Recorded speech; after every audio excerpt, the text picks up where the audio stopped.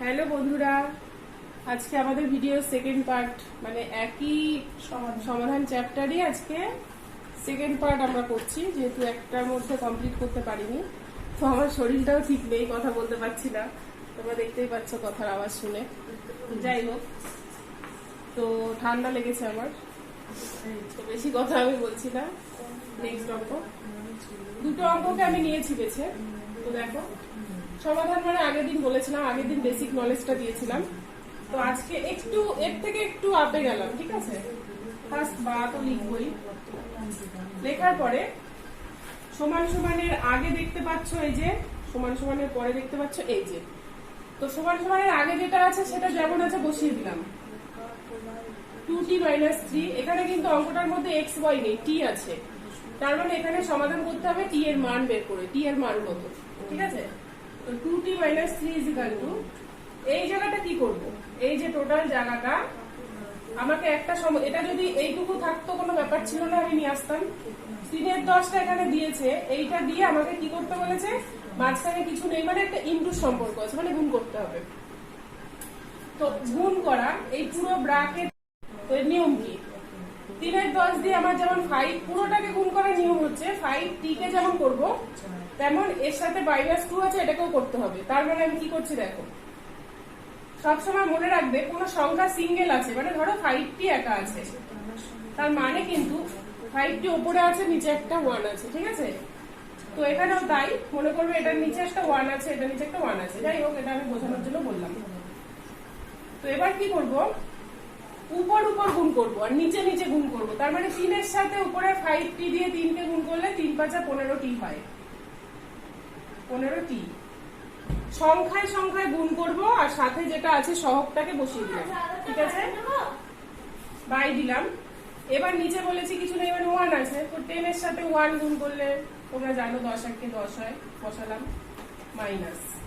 এবার হচ্ছে 3 দিয়ে 2 কে সেম ভাবে 3 × 2 = 6 বাই এখানে 1 আছে, কিছু নেই, মানে 10 × 1 = 10, ঠিক আছে। পরের লাইনে বা দিলাম 2t - 3 দুটোকে এবার কি করব, লসাগু করব, দাগ দিলাম। নিচে এটারও 10 এটারও 10, তার মানে লসাগু আমাদের 10ই হবে, আর কিছু ভাবার দরকার নেই। বিয়োগের নিয়ম কি, নিচের সাথে নিচের লসাগুর সাথে ভাগের সম্পর্ক হয়, তার মানে 10 কে 10 দিয়ে ভাগ করলে 1 হয়। তো সেই 1 দিয়ে 15t টাকে গুণ করলে 15t হবে এখানে, মাইনাস এখানে 10 কে 10 দিয়ে ভাগ করলে 1 হয়, 1 দিয়ে 6 কে গুণ করলে 6 × 1 = 6 হয়, হলো বা। এবার হচ্ছে আমি এটার সাথে এটাকে বিয়োগ করতে পারবো না, কারণ এটার সাথে 15-এর সাথে একটা টি আছে, মানে সহগ আছে টি, কিন্তু এর সাথে নেই। সেম হলে যোগ বিয়োগ হয়, সেম বলতে যদি এর সাথে একটা টি থাকতো তাহলে আমি এই দুটোকে বিয়োগ করতে পারতাম, যেহেতু এর সাথে কেউ নেই, এটা একটা আলাদা সংখ্যা, এটা একটা আলাদা, মানে দুজনকে আমি কিছু করতে পারবো না, এই আকারেই রাখতে হবে, ঠিক আছে। তো আমাকে এবার কি করতে হবে, মনে করি পুরোটার নিচে একটা 1 আছে, এটা আমার সুবিধার্থে আমি চলে গেলাম এই জায়গায়। তো এখানে যদি একটা 1 থাকে, এবার আমি বলেছিলাম অঙ্কের মাঝখানে যদি সমান সমান থাকে ক্রস গুণে চলে যাব।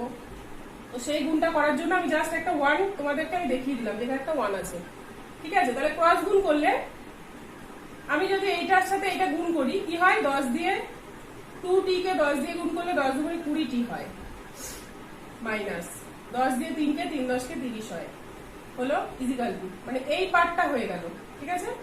এবার কোনো সংখ্যাকে গুণ করলে সেটাই বসে, তার মানে 15t - 6 বসে গেল, মানে আমি 1 দিয়ে গুণ করলাম, 15 × 1 = 15t, আর 6 × 1 = 6 কে বসে মাইনাস বা। এবার এবার আমি সেই আমার বেসিক যে নলেজটা দিয়েছিলাম, যে সেম জিনিসটাকে যখন সহগ থাকবে, মানে আগের অঙ্ক ছিল x y দিয়ে, এবারের অঙ্কে t দিয়ে। তো এখানে এই সংখ্যাটার সাথে টি আছে, এই সংখ্যাটার সাথে টি আছে, আর এ একা সিঙ্গেল, এ একা সিঙ্গেল। তো সিঙ্গেল গুলোকে আমি বলেছি সমান সমানের ওই পারে পাঠিয়ে দেবো। তাহলে এখানে 20t আছে, বসালাম। তার পাশে এই 15tটাকে নিয়ে আসবো, এক জিনিস লাগবে আমার, তাই না। তো এখানে কিছু নেই, মানে প্লাস আছে, তো এটাকে পাশে নিয়ে আসলে -15t হয়, সমান সমান।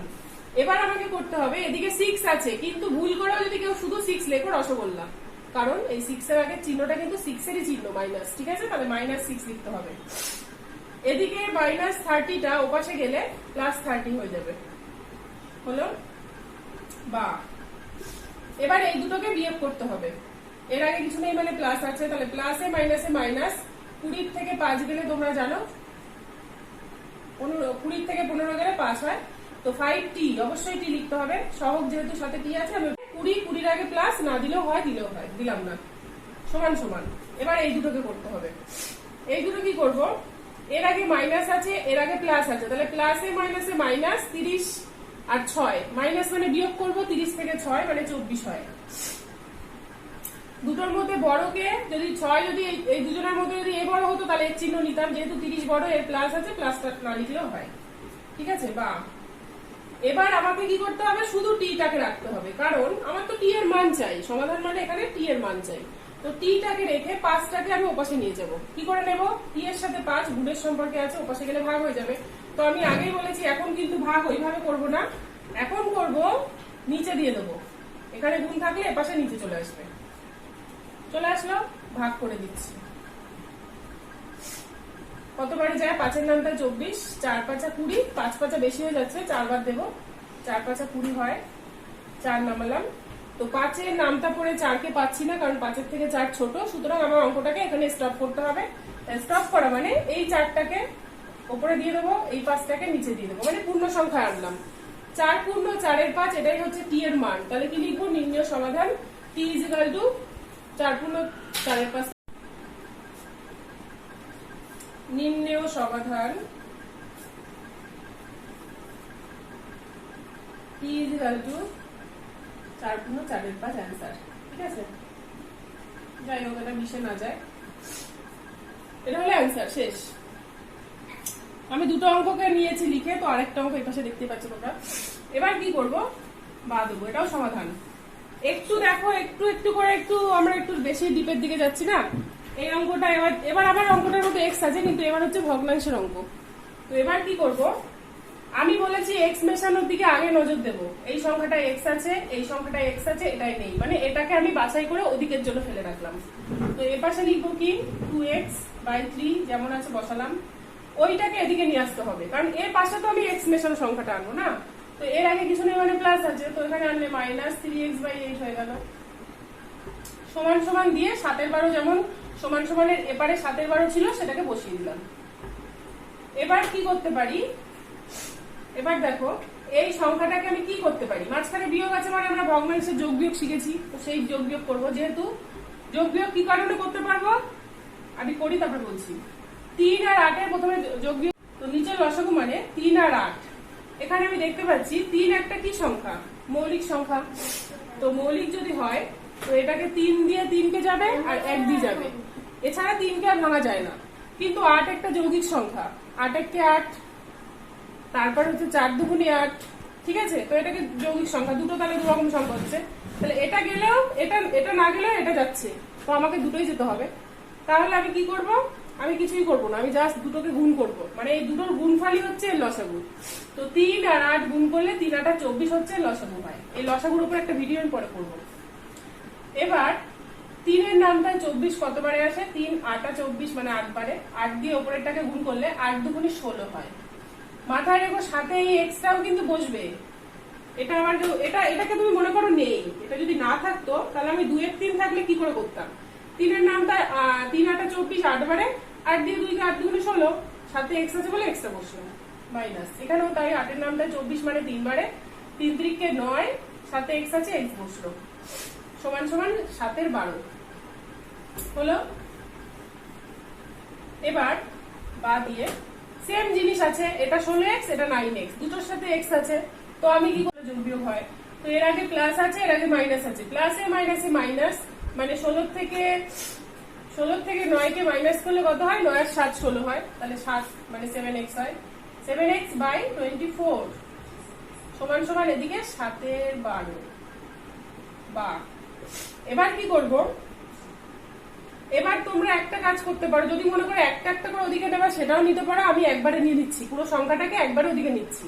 তো এই 7x এর সাথে এই যে 7x/14 এটার সাথে পুরো সংখ্যাটা কি সম্পর্কে আছে, x এর সাথে পুরো সংখ্যাটা গুণের সম্পর্কে আছে। আমি যখন ওপারে নেব তখন কি হবে দেখো, আমি শুধু x টাকে রাখলাম, x টাকে রেখে পুরো 7 এর 24 টাকে ওপারে নিতে চাই, তো আমি নিতে পারবো।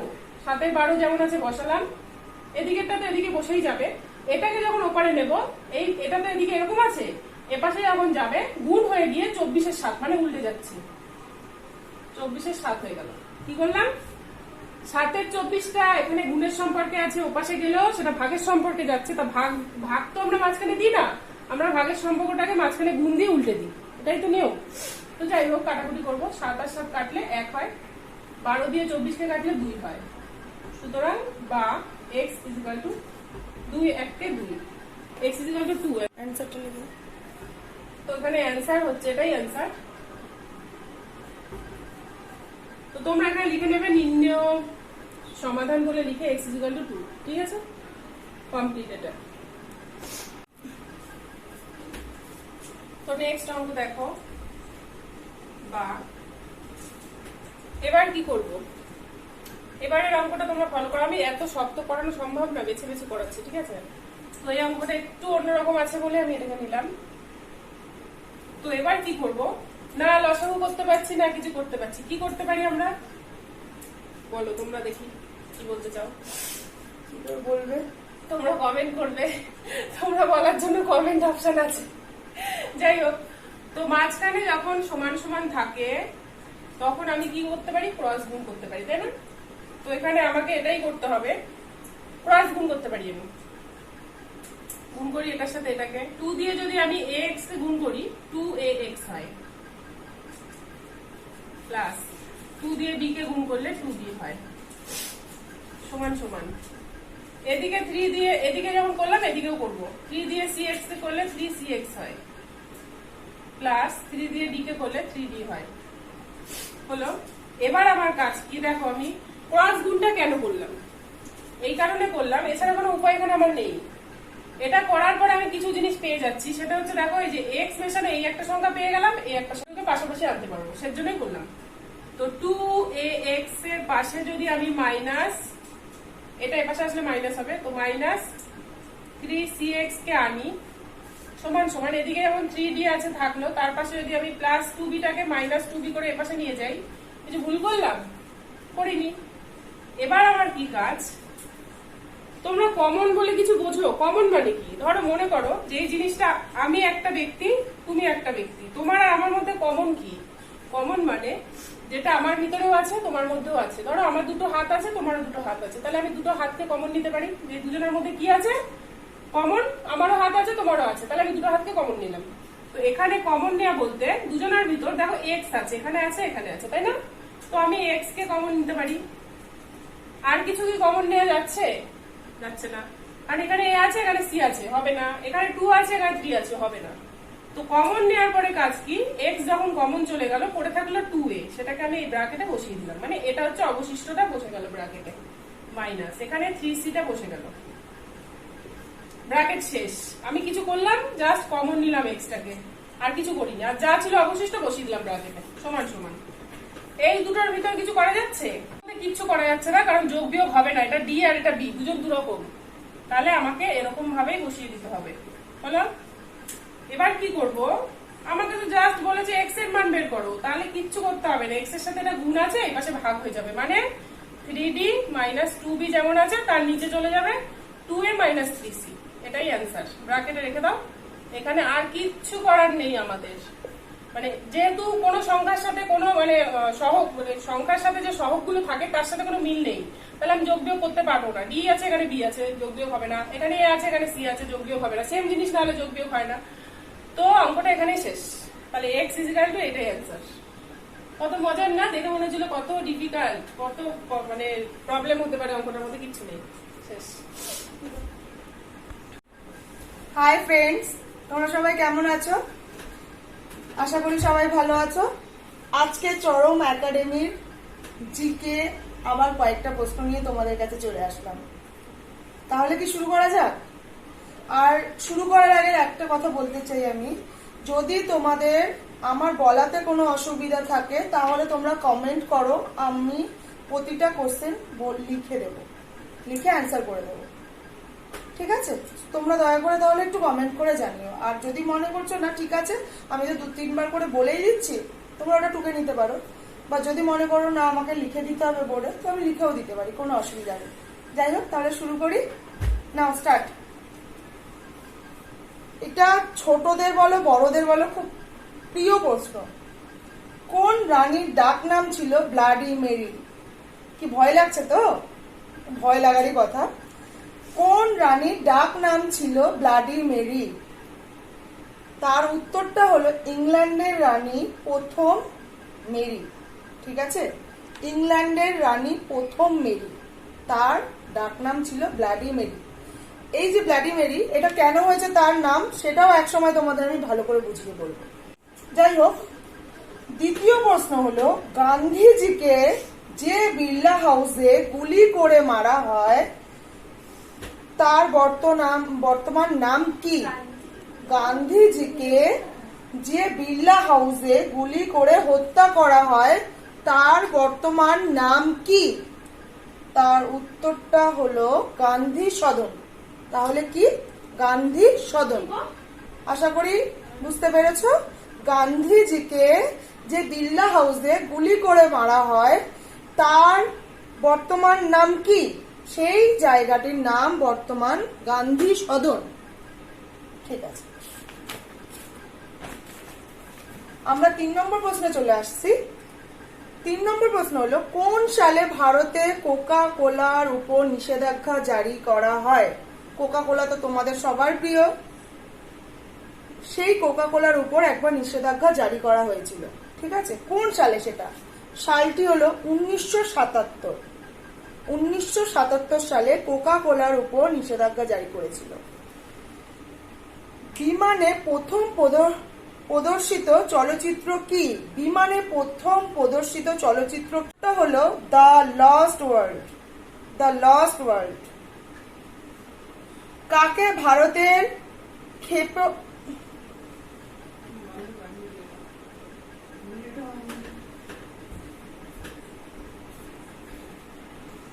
তাহলে 5 নম্বর প্রশ্ন কি আছে? কাকে ভারতের ক্ষেপণাস্ত্র মহিলা নামে আখ্যায়িত করা হয়?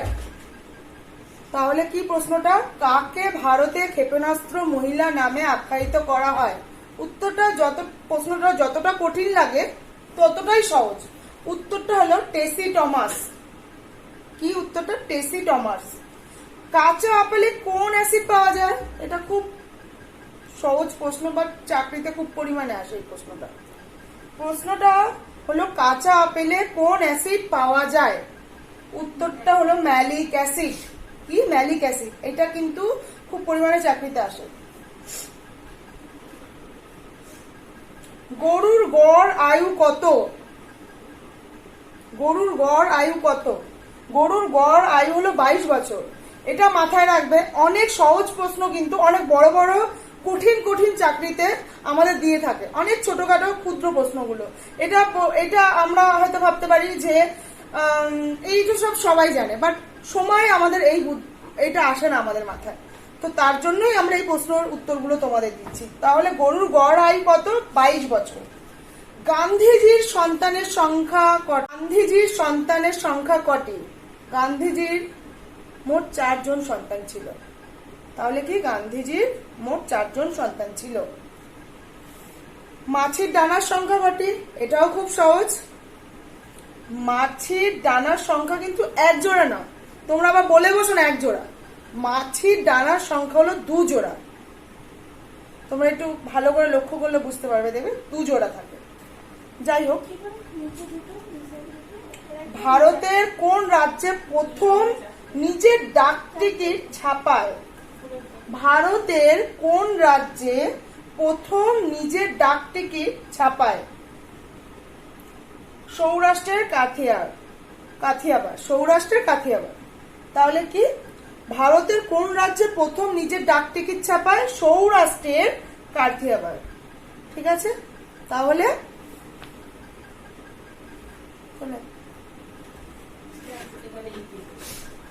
তাহলে তোমাদের যদি মনে হয় যে এই প্রশ্নগুলো তোমাদের লিখে দিলে ভালো হয়, তোমরা বলবে, কমেন্ট করবে। বলতে তো যাই হোক, কমেন্ট করবে। আমরা সব রকম সাহায্য করব। ইংলিশটা খুব তাড়াতাড়ি আমরা আনতে চলেছি। এই চ্যাপ্টারটা এখানেই শেষ করলাম। আজকে আমাদের ম্যাথের টিচারের শরীরটা একটু খারাপ আছে, অঙ্কের চ্যাপ্টার এখানেই শেষ হলো। আর নেক্সট দিন অন্য কোনো অঙ্কর বা আমাদের জিকে, আশা করছি ইংলিশটাও আনতে পারবো। যাই হোক, এই সব করার আগে তোমাদের যদি প্রতিটা আমাদের ভিডিও দেখতে হয় তাহলে একসাথে ভিডিও বা আমাদের চ্যানেলটাকে সাবস্ক্রাইব করবে, লাইক করবে, শেয়ার করবে, আর অনেক অনেক শেয়ার করবে, ফলো করবে। ঠিক আছে, নতুন অনেক ভিডিও পাবে, নতুন নতুন চ্যাপ্টার। ঠিক আছে, এই ভিডিওটা এখানে শেষ করলাম, এই চ্যাপ্টার এখানে শেষ। আর যদি তোমাদের কোনো কিছু বলার থাকে তাহলে এই অঙ্কের সম্বন্ধে যদি জানতে ইচ্ছে করে, মনে হয় যে এই সমাধান চ্যাপ্টার আরো প্রয়োজন আছে, তো আমি আরেকদিন করব, সেটা তোমাদের কমেন্টের উপর। ঠিক আছে, তো বলো, এখানে কমেন্ট করো। ওকে, অন্য চ্যাপ্টার নিয়ে শুরু আসছি নেক্সট দিন। ওকে, বাই, গুড নাইট।